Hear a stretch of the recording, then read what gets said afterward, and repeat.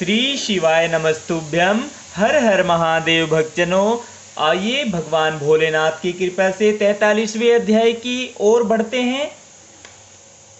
ब्रह्मा जी ने कहा, हे नारद, भगवान सदाशिव की महिमा जानना अत्यंत कठिन है। उनकी महिमा करोड़ों वर्ष तक करके भी कठिनता से जानी जा सकती है। वे शरीर धारण कर अनेक प्रकार की लीलाएं रचते हैं तथा संसार के जीवों की भांति प्रकट होकर अपने भक्तों के कार्य पूरे करते हैं। हे नारद, तुम ध्यान से सुनो। जिस समय शिव जी पार्वती को वर देकर चले गए, उसी समय उन्होंने भिक्षुक का रूप धारण किया और नृत्य एवं गायन में पूर्ण अभ्यास करके 1 सहस्त्र गति के ज्ञाता बन गए। फिर उन्होंने अपने बाएं हाथ में शिंगी तथा दाहिने हाथ में डमरू लिया और समस्त शरीर में श्वेत भस्म लगाकर लाल वस्त्र पहने। इस प्रकार वे वृद्ध बन गए। उनका शरीर बूढ़ों की भांति कांपता था, परंतु वाणी अत्यंत मधुर थी। ऐसे अनुरूप तथा वस्त्र आभूषणों से सुशोभित होकर श्री सदाशिव जी हिमाचल पर्वत के पास गए। उन्होंने अनेक प्रकार के नृत्य गान, नट करतब, मधुर स्वर, प्रिय सिंगी तथा डमरू के नाद से नगर निवासियों को मोहित कर लिया। उनके इस करतब को देखने के लिए चारों ओर से झुंड के झुंड पर्वत निवासी एकत्र होकर यहाँ तक कि सभी बूढ़े, बालक, स्त्री, पुरुष व मधुर शब्द सुन घरों से बाहर निकल आए। इस प्रकार कोई भी शिव के उत्तम उत्तम ताल एवं प्रिय स्वर संगी सहित राग द्वारा मोहित, विह्वल तथा अधीर होने से शेष न रहा। पार्वती उस आनंददायक स्वर में मग्न हो गई। वे शिव की मूर्ति का मन में ध्यान कर अत्यंत प्रसन्न हुई तथा उन्होंने अपने मन में शिव की स्तुति की। तब शिव जी कृपालु होकर बैठ गए। जब मैना को चेत आया, तब वह योगी को अत्यंत प्रसन्न हो हीरा, पन्ना, मोती, मणि आदि थाल में भरकर देने लगी, परंतु उस योगी ने कुछ न लेकर केवल पार्वती को मांगा तथा फिर नृत्य करने को उठ खड़ा हुआ।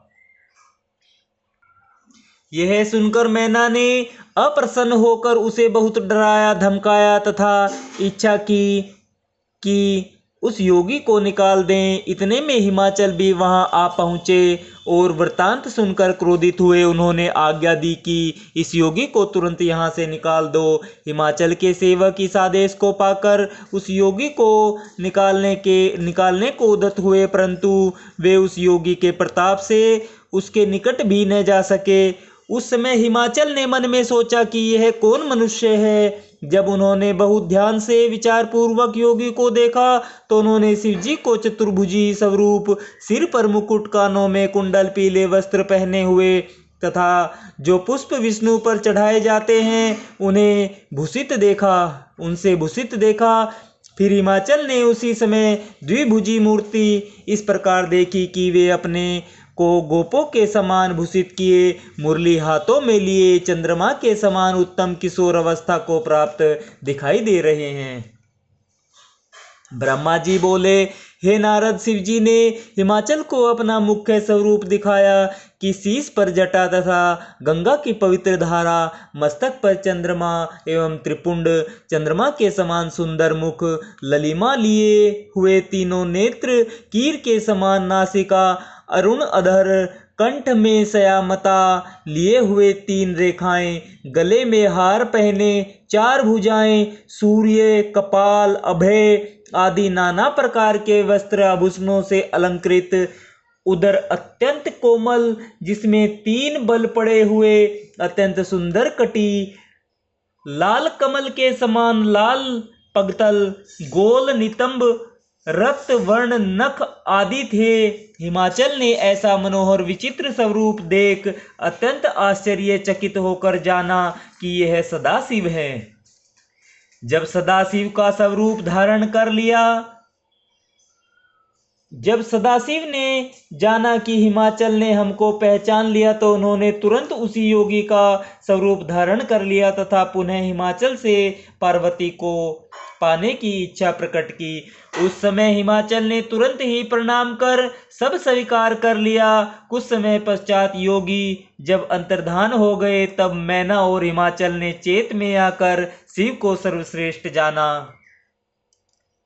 देवताओं ने भी अपने हृदय में निश्चय ठहराया कि शिव एवं पार्वती का विवाह उनको, समस्त संसार को तथा पार्वती के माता पिता को शुभदायक होगा। इसी इच्छा से उन सभी देवताओं ने हिमाचल के गुरु के घर जाकर उनको प्रणाम किया तथा कहा, हे देव, इस समय शिव के चरित्र से मैना एवं हिमाचल ने शिव को सर्वश्रेष्ठ समझ लिया है। अब आप वहां जाकर ऐसा प्रयत्न करें जिससे शिव तथा पार्वती का विवाह हो जाए। यह सुनकर गुरु अत्यंत क्रोधित होकर दोनों हाथ कानों पर रखकर बोले, हे देवताओं, तुम बड़े स्वार्थी हो। तुम हमारी यही सेवा करते हो जिससे हमको नरक प्राप्त हो। जो मनुष्य विष्णु, महादेव, ब्रह्मा आदि देवता, ब्राह्मण अपने गुरु, गो, तुलसी, पुराण, गंगा, वेद, माता गायत्री, वेद एवं दान की निंदा करता है, वह निस्संदेह नरक में जाकर असंख्य कल्पों तक दुख तथा कष्ट भोगता है।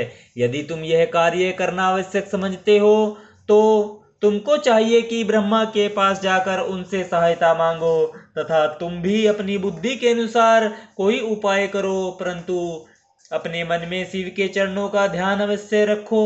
हमें पूर्ण विश्वास है कि ब्रह्मा अरुंधति तथा सप्तऋषि के साथ जाकर हिमाचल को समझावेंगे।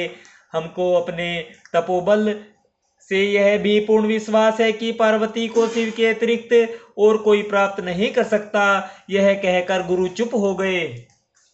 श्री शिवाय नमस्तुभ्यं भक्तजनों, श्री शिवाय नमस्तुभ्यं। हर हर महादेव। आज हमने भगवान शिव की कृपा से तृतीय खंड के 43वें श्लोक अध्याय का आनंद लिया है भक्तजनों। कल हम 44वें अध्याय का आनंद लेंगे। श्री शिवाय नमस्तुभ्यं। हर हर महादेव।